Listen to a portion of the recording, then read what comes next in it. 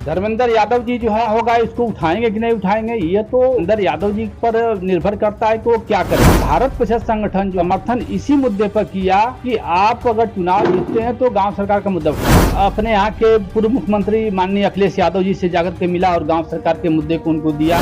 Deputy CM Keshav Prasad Maurya ji से मिला, उनको पत्र दिया गया। यहाँ के जो पूर्व सांसद माननीय दिनेश लाल यादव जी निरहुआ जी जो थे, मैं सरकार का पत्रक दिया और उनसे बात किया, लेकिन वो भी आश्वासन दिया कि हम सदन में उठाएंगे, संसद में उठाएंगे। नहीं उठाए। गाँव की जनता जो है भेड़िए की तरह से बिरादरी के नाम पर, पार्टी के नाम पर, धर्म के नाम पर उनको जिता दे रही है। जब कोई सरकार नहीं सुन रही है, कोई पार्टी, कोई नेता जब नहीं सुन रहा है, नैतिक पार्टी की सरकार बनाएंगे जाकर के गाँव सरकार पूर्ण रूप से लागू होगा। सिर्फ आप फोकसबाजी सिर्फ करेंगे, जनता कहीं न कहीं आपकी बात को समझ रही है और निश्चित तरह से चुनाव जब आता तो उसका जवाब वो दे रही है। सपा की भी सरकार बनी, बसपा की भी सरकार बनी, भाजपा की भी सरकार बनी। जो भी बैठ रहा है यह गांव के 29 विभाग को लेकर के वो हथिया करके अपना गवर्न कर रहा है, गांव को गुलाम बना दिया है। तो सरकार के तहत हम लोग चाहते हैं कि जब गांव सरकार बनेगी तो यह गांव के लोग गुलामी नहीं, अपने को आजाद महसूस करेंगे।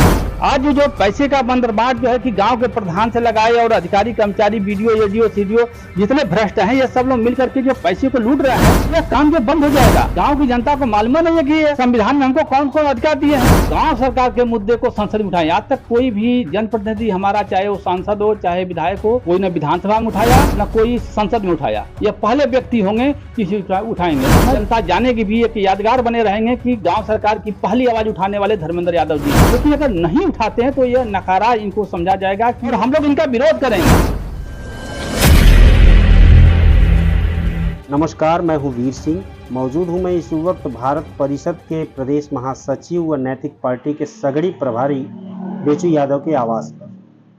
और बेचू यादव से हम कुछ सवाल करना चाहेंगे, क्योंकि इस बार जो सांसदीय का चुनाव हुआ है इसमें धर्मेंद्र यादव सांसद चुने गए हैं। उन्होंने पत्रक दे करके एक मांग किया था कि गांव सरकार का मुद्दा वो सदन में उठाएं, और इस बात को लेकर के उन्होंने उन्हें समर्थन भी किया था।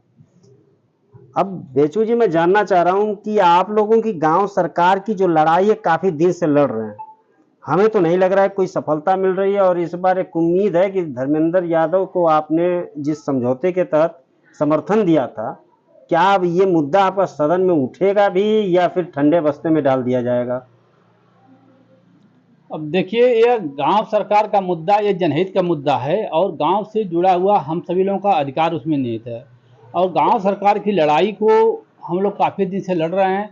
और जो भी मंत्री होता है या जो भी सरकारें बनती हैं, जो एमपी होता है, एमएलए होता है, हम उसके यहाँ जा कर के अपने गांव सरकार के पत्र को देते हैं कि इस चीज़ को लागू कराया जाए।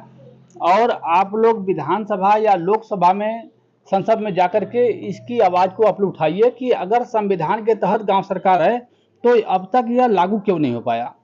तमाम लोगों को हमने दिया, लेकिन किसी ने भी इस गांव सरकार के प्रति ध्यान नहीं दिया। उसी तरीके से अब की बार लोकसभा चुनाव में हम लोग तो इंतजार कर रहे थे कि जो भी पार्टी अगर पहले आएगी, जो भी पार्टी का जो प्रत्याशी जो लड़ रहा है लोकसभा का जो आएगा, हम लोग गांव सरकार के मुद्दे पर उसका समर्थन करेंगे। हमारा भारत परिषद संगठन गांव सरकार के मुद्दे पर उसका समर्थन करेगा। लेकिन कोई भी पार्टी नहीं आया।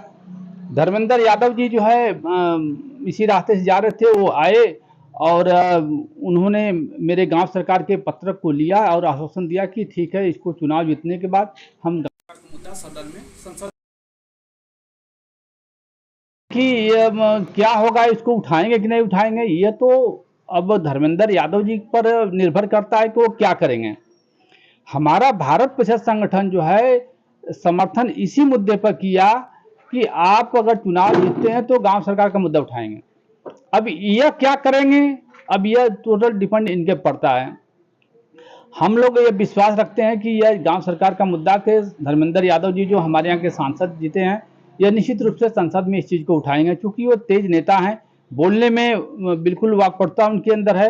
अगर लेकिन अब ये गांव सरकार के मुद्दे को समझ पा रहे हैं कि नहीं समझ पा रहे हैं, अब यह तो उन पर निर्भर करता है। क्योंकि ये गांव सरकार का मुद्दा कुछ नेता लोग तो समझ रहे हैं, तो जानबूझ करके इसको उठाना नहीं चाहते हैं। और कुछ लोग, कुछ नेता तो ऐसे हैं कि जो गांव सरकार के मुद्दे को जानते ही नहीं हैं कि ये गांव सरकार का मुद्दा क्या है। अब गांव सरकार का मुद्दा नेता लोग क्यों नहीं उठाते हैं, ये भी एक बहुत बड़ा सवाल है कि जब हम लोग कितने दिनों से इसकी लड़ाई लड़ रहे हैं, गांव सरकार की बात को कर रहे हैं, लेकिन कोई भी नेता, मंत्री, विधायक एमपी इस चीज को नहीं उठा रहा है, वो लोग जान रहे हैं कि जिस दिन गांव सरकार लागू हो गया तो इसमें नुकसान हमारा होगा, हमारे पार्टियों को होगा। ये नेता लोग अच्छी तरीके लोग जानते हैं कि गांव सरकार लागू होगा तो गांव वालों को 29 विभाग का मालिक अधिकार दे दिया जाएगा, और जब गांव सरकार के तहत 29 विभाग का अधिकार गांव वाले जब पा जाएंगे तो नेता के पीछे क्यों भागेंगे?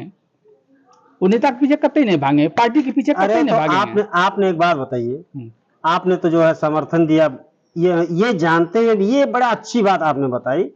हम जानते थे कि ये नेता हैं और ये सदन में ये आवाज नहीं उठाएंगे, उसके बाद भी आपने उनसे समझौता किया, सदन में आवाज उठाने की बात कही, और अब भी आप इस बात को स्वीकार कर रहे हैं कि हमारी आवाज कोई सदन में नहीं उठाता है।